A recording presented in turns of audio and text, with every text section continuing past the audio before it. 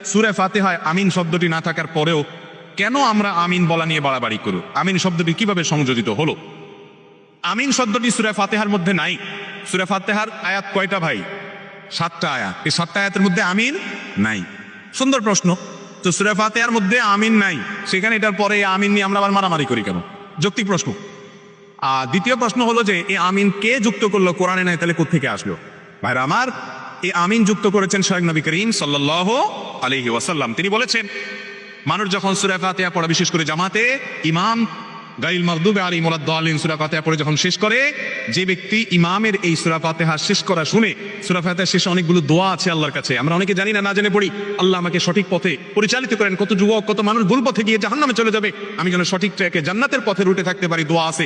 এই দোয়া ইমাম করার পর মুক্তাদিরা যারা আমিন বলে এবং যাদের আমিন ফেরেশতারা ওই সময় আমিন বলে, সে আমিনের সাথে মিলে যাবে, আল্লাহ রাব্বুল আলামিন তাদেরকে মাফ করবে।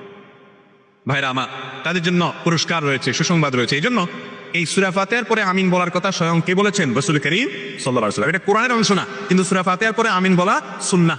সূরা ফাতিহার পরে আমিন বলা কি ভাই? সুন্নাহ। এখন জোরে বলবো নাকি আস্তে বলবো? উভয় রকমের হাদিস আছে। ওয়াইল ইবনে হুজর রাদিয়াল্লাহু তাআলা আনহু থেকে এটা নিয়ে গন্ডগোল করার কথা হাদিসে ভাই। হাদিসে দুই রকমের কথাই আছে এবং দুই রকমের কথাই উলামায়ে কেরাম নিজ নিজ গবেষণার দলিল হিসেবে পেশ করে থাকেন। এই গবেষণাগত মত পার্থক্য নিয়ে মারামারি করা, ঝগড়াঝাটি করা কোনো অবস্থাতে জায়েজ নাই। আল্লাহ আমাদেরকে বুঝার তৌফিক দান করুন। আমিন।